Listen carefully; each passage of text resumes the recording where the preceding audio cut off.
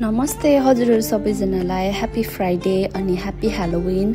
आज त 31 अक्टोबर अनि फ्राइडेको दिन एज युजुअल हामी आज पनि निस्क्यौं क्याफे हन्टिङ।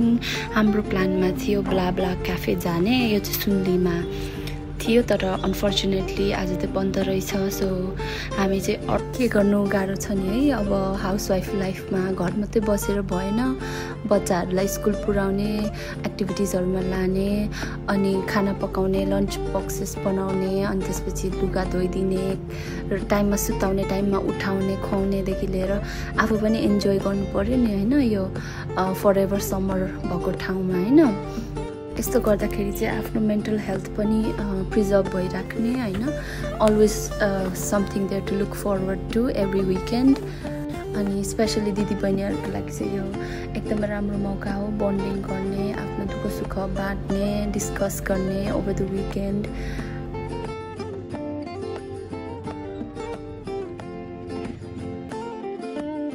हामीलाई यो क्याफेको एम्बियन्स चाहिँ धेरै मन पर्यो।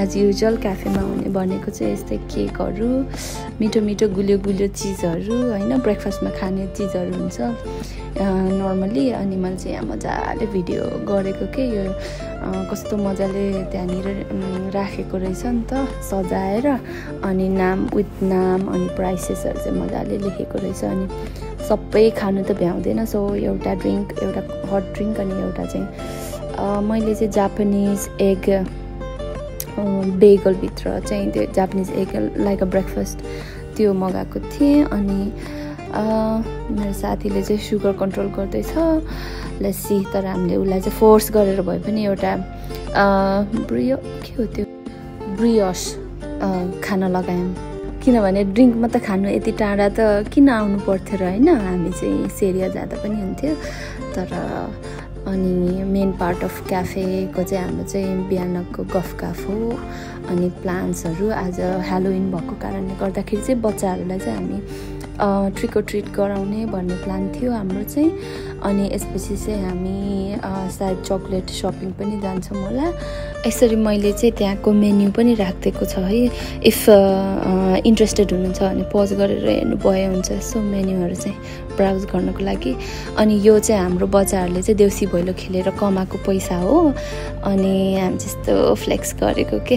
अब बच्चाहरूलाई लिएर चाहिँ हामी अब एउटा आउटिङको प्लान गर्दैछौँ, तिहारको देउसी भैलो हो के। मेरो साथी मक्ख छ, ऊ चाहिँ कोषाध्यक्ष हो के। अनि अब आयो हाम्रो ड्रिङ्क्स, कफी, क्यापुचिनो, क्यारामेल लाटे, अनि मेरो साथीले चाहिँ जहिले पनि आइस्ड अमेरिकानो खान्छ, अनि मैले यसरी कफी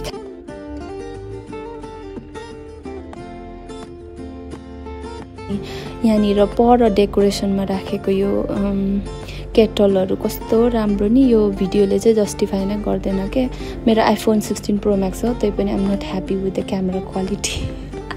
एकछिन कुरेको भए चाहिँ मैले सायद 17 प्रो म्याक्स किन्थेँ कि, मैले चाहिँ लेट जुलाईतिर किनेको थिएँ क्या यो फोन। अनि त्यसपछि हामी लाग्यौँ पेट सपमा, ठ्याक्कै त्यसको अगाडि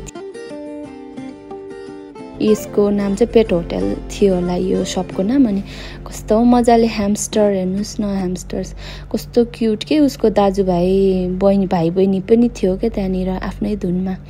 ऊ चाहिँ अलि एक्स्ट्रा एक्सर्साइज गर्दै छ। अनि यहाँनिर बनी ऱ्याबिट, अनि यहाँको एकदम स्पेसल चाहिँ यहाँ यस्तो राम्रो क्युट क्याट भेटेको के, द साइज अफ अलि सानो डग जस्तै साइज थियो, तर कस्तो क्युट, कलर कस्तो राम्रो अनि कस्तो ज्ञानी। अनि मेरो साथी चाहिँ एकदमै ठुलो क्याट लभर हो, उसले चाहिँ लास्ट टुरमा पनि क्याट चाहिँ पालेको थियो, तर यसपालि नपाल्ने रे, किनभने अलिकति बिजोग हुन्छ नि त युनिट मुभ हुँदाखेरि।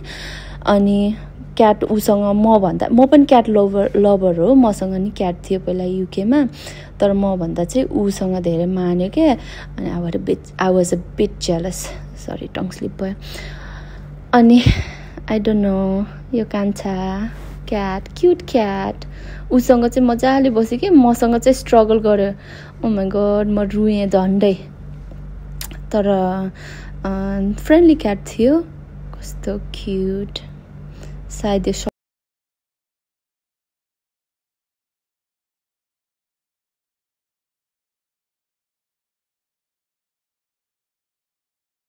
तै पनि चित्त नबुझेर मन नभरेर मैले फेरि भिडियो खिचेँ उसँग। नाम चाहिँ सोध्नै बिर्सेँ। ऊ मेरो साथी रुनै लागिसक्यो क्याटको क्युटनेस देखेर। अनि मेरो छिमेकमा चाहिँ एउटा सानो नानीले आई थिङ्क सोनिया दिदीको छोरी होला, उसले चाहिँ क्याट अडप्ट गरेको छ। क्याट होटल हो यो ठाउँको नाम। अनि उसको लागि चाहिँ मैले एउटा ट्रिट त के भनौँ 10 days ओल्ड क्याटको लागि मैले त्यो किनेँ। त्यसपछि हामी लाग्यौँ सुनलीमा चाहिँ आज ह्यालोविनको लागि बच्चाहरूलाई ट्रिक अर ट्रिटमा चक्लेट राख्नु पर्यो होइन। त्यसको लागि चाहिँ हामी सुनली गयौँ। अनि कस्तो राम्रो तोमयमको भाँडामा तोमयम चाहिँ रेडिमेड तोमयम नुडल भेटेँ। अनि चक्लेट खोज्दै गएँ। अनि चक्लेट चाहिँ कति लाने भनेर कन्फ्युज भएँ, कुन लाने भनेर। अब बाँड्ने भनेर चाहिँ मैले अब धेरै पिसेस एउटा पोकामा सबै हुने खालको चाहिँ चुज गरेर अनि यसरी सबै बास्केटमा राखेर चेकआउट गरेँ। आई होप बच्चाहरूले चाहिँ इन्जोय गर्छ होला। अनि के त्यो भेराइटी चाहिँ टन्न टाइपको चक्लेटहरू चाहिँ राखौँ भनेर मैले किनेको। अब सानोमा त यस्तो चक्लेटहरू खानु पाउँथेन। हाम्रो बच्चाहरू त धेरै लक्की हो। आफ्नो चाड पनि होइन र पनि त्यो चक्लेट खाने बाहना नि उनीहरूको लागि। अब आजको चाहिँ यो सानो छोटो मिठो ब्लग चाहिँ ब्लग भन्ने कि के भन्ने टिकटक भिडियो चाहिँ यहीँ टुङ्गाउन चाहन्छु। थ्याङ्क यू सो मच हेरिदिनु भएकोमा। मेरो साथीको छोरीले चाहिँ क्यापिभारा माग्दैछ भेन्डिङ मसिनमा। यो चाहिँ सुनलीमा छ। थ्याङ्क यू सो मच अहिलेसम्म भिडियो हेरिदिनु भएकोमा, फलो गरिदिनु भएकोमा। I just want wish you all happy Friday, have a wonderful weekend ahead. Enjoy गर्नुहोस्, रेस्ट गर्नुहोस् अनि have a good time with your family. See you on the next video. By.